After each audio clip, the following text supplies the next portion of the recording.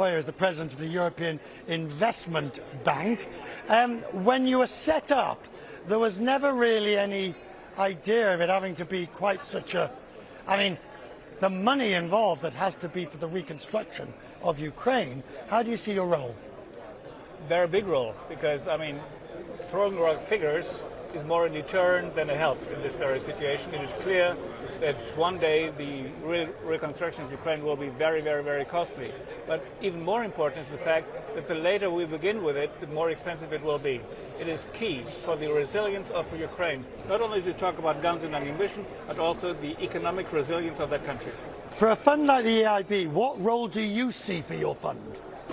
Well, obviously we need, in particular, to restart the economic engine in the private sector, and we need to provide funds for infrastructure, for universities, for housing, for health, for rail transport and all these things. So these are huge investments that are needed, and these need to take place now, because right now the Ukrainian economy is performing quite well, and that must be continued. So if you have to increase lending to the private sector, say for example in Ukraine, is that going to come at the cost of other investments that the EIB would make elsewhere?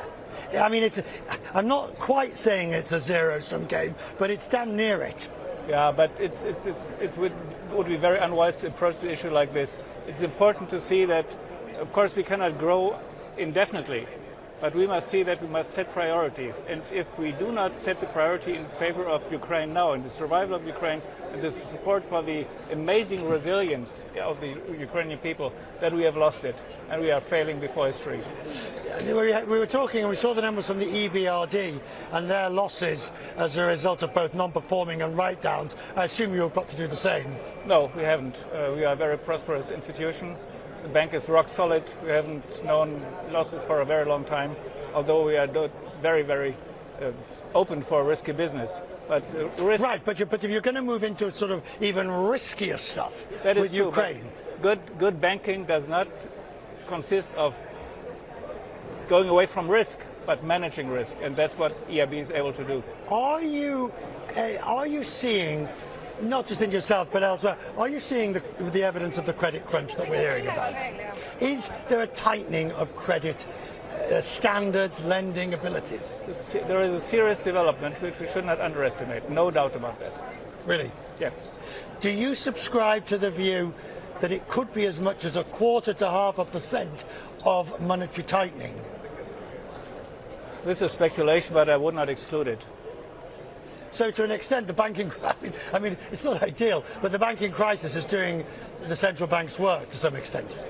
Well, the central banks are in the terrible situation that on the one hand they must fight inflation, and this objective has not been achieved. On the other hand, they must not kill the economic performance. So it's a balancing act. So far, I must say, I'm in full of admiration for the central banks that they've performed this so well. Sir, I'm very grateful Great pleasure. that you joined us tonight. Thank you.